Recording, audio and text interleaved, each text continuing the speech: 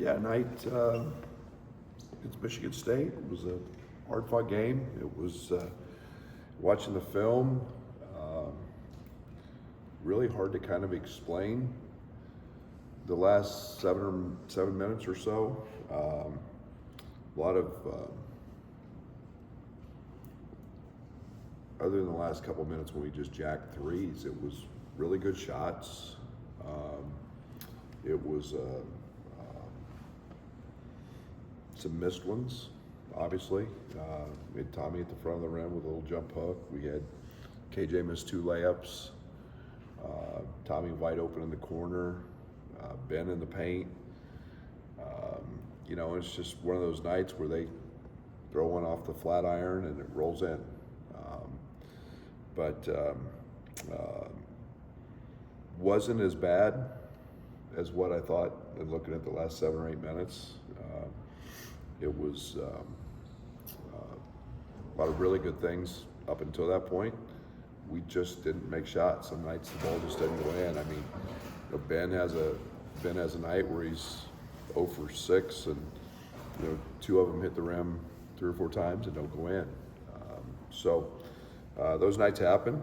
We took a lot of the good things from that, and I thought defensively it wasn't one of our better nights. I thought we played without attitude. That was the first time that guarding the basketball was not very good for us. I thought we laid on screens. I thought we were a step behind. I didn't think we were very physical, with screening, and that's not been us. That was something we've talked a lot about in film. So we got to clean that stuff up, and then we got out rebounded, and so that'll usually lead to a tough night. But some positives, some good things, and obviously we get Wisconsin, who's coming off a big win, and we go to Madison, and we'll announce that Morez Johnson is out and will not play for a good bit. He broke his wrist in a fall on that elite block shot that he made. He fell. He hit the floor pretty hard, and was tough enough to bounce up and just say tape it. That impacted a couple of his close misses at the rim as well late in the game. But so he will. He's in a cast, and no timeline to that at this point, and so we'll strap it up and have to move forward without his presence. So feel terrible for that young man. What an incredible play! It's one of the best I've seen in a long time, and unfortunately. That injury happened. So we'll go to Madison without him. How does that impact you as far as what you need otherwise without his presence? We'll find out. We played a lot early. In some moments, Trey White's back and healthy, and I think the Kerry Booth and all those guys are going to have to give us some opportunities. I thought, early in the year we were playing Morez as his development was growing 8 to 10 minutes, 12 minutes a game, and we're kind of back to that a little bit. Obviously, you got an elite offensive rebounder that we miss, and so guys are going to have to step up. What do you need from Trey? Obviously, presumably a bigger role than we've seen from him in the last couple of games. What do you need from him without Morez? Yeah, just old Trey. Rebounding, guarding. That's where he was good. He had a big game against these guys last time. He got to the foul line, but it was on cuts. It was on, 1 or 2 dribbles and attacking the rim and shooting open shots. And he had his best practice in a long time yesterday, and he's finally healthy. Feels good. His body weight's back up. He's in a place that I'm really. Expecting good things from him. And I know you said you want maybe in hindsight on Saturday that maybe you want to see more Dre. What would you see looking back in terms of how he could have impacted and what that could look like moving forward? Yeah, Dre gives us stuff. Both ends of the court, especially on the defensive side. He's a pest on the ball. He doesn't lay on screens. I think his ability to get in the paint downhill, helps us at times. And the most important thing with Dre is I love his spirit. I love his attitude, and we needed that in that game. And his toughness and resilience is something that we can use. I mean, you talked about getting in the paint. KJ talked about paint touches, even if it's a three at the end. Just how do you generate more of that? Drive it. It's not hard. You can't touch guys and they're fouls. You just got to drive it. We're just settling, and I think we're 26th or 7th in 3-point rate in the country. We're 7th in 2-point rate. Our percentage is not great from 3, but that's okay. When we're offensive rebounding them at the rate we're rebounding them, that's the important piece to that. So, we've got to find the paint with those opportunities and then kick it to threes. Those are the ones that catch and shoots that we make, and then we get foul pressure. We only shot 13 free throws the other night as well. So, just got to get better at it. You got to be more committed to doing it. You got to be tough to drive that thing, and not give in to what's easy, and that's just the toughest thing. Who has to spearhead that for you? All of them. We've got a bunch of guys who can do it. We've done it. Kylan's got to be back to that, and Casper's owned the game early. There's a reason we made our first 5 threes, or 5 or first 6 or 7. It's driving downhill. It's pace. It's attacking a closeout. It's cutting. It's everything we've always done. Is so much gets made about our 3-point attempts, but it all starts from attacking the rim. That's our number one goal offensively, is attack the front of the rim. And when we do that, we're a very, very good offensive basketball team. We're still top 15, or I think we're 14th today offensively. And it's just about staying committed to the process. And you wipe out the 6 threes we took in the last couple of minutes. I mean, we didn't take very many in the second half. I mean, it's not about that as much as it is the consistent effort of driving the basketball. What makes this Wisconsin Badger offense so good? They're an elite passing team, and they're old as dirt. They're grown men. They're old. They're old, and they're a very good passing team. They truly don't have what I would consider a point guard.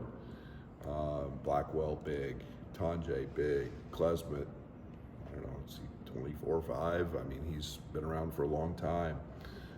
Stephen Crowell, Nolan Winters developed into a very good player, but they're a really good passing team. And they pick their opportunities. They play with really good pace, and I think they were 20 of 22 against Purdue in layups. So you pick your poison. Everybody talks about their threes. It's their layups. It's their the combination that gets you, and you're going to give stuff up to them, and you just have to decide what that is. This series has favored you for the last whatever part of the series. Do you see commonality year by year through how these teams match up, or is every game its own there? I always look. I don't look at it as a whole. I look at it as a individual game by game situation. I don't have a reason. They've won the league twice, I think, in there. Greg's an unbelievable coach. I just the players have changed, the people have changed. So it's just we got to go play really, really hard, play really connected, and this is a very good Wisconsin team, and they're playing well.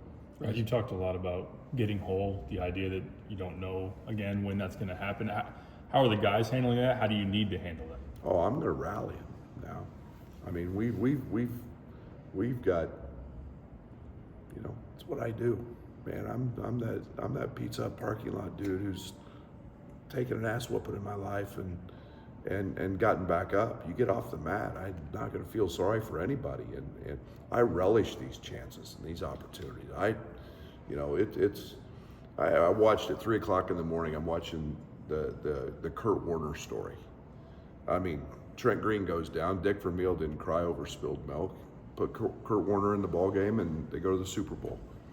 Isn't that what life's about? It's about taking your blows, pulling your bootstraps up, and getting off the mat. And we got really good players, and we're going to control the controllables. And unfortunate because Morez is outstanding.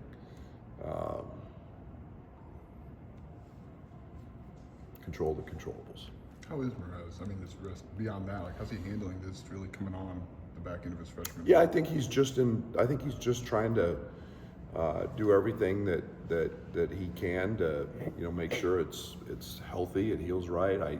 He's been dealing with so many scans and doctors and all that. I don't know if he's had a lot of time for me to even sit down and process that with him. But man, Morez is a sweetheart of a young guy and great personality and great demeanor and competitor. Obviously, I mean, he just taped it up. And said, "I'm going to go play." That's toughness.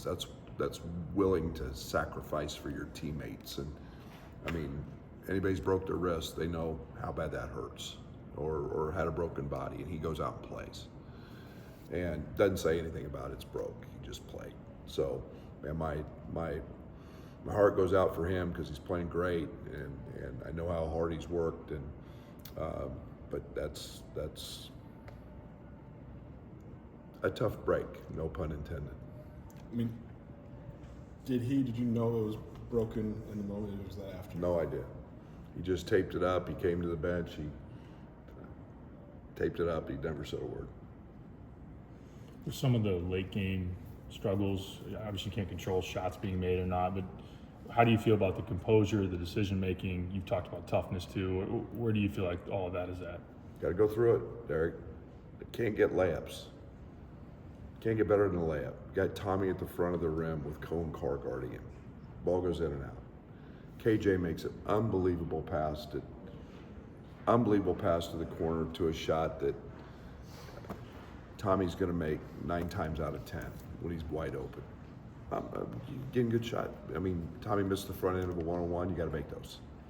I don't think there's composure problems. I don't think there's issues. I just, maybe in the UCLA game we got a little conservative, trying to run clock. But man, I mean, go watch the last 8 minutes. I mean, go find me other than the last couple when we were just jacking, go find me a bad one. I thought if Ben took a bad one, it was off an offensive rebound.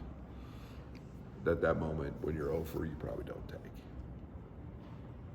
Other than that, I mean, KJ dribbles into one wide open with nobody guarding him in transition. He makes that every single time in practice, and has all year. I'm not telling him not to shoot that. I think our composure's been great. I think it's a night where the ball didn't go in. What are you seeing from Kylan offensively right now? I thought a little bit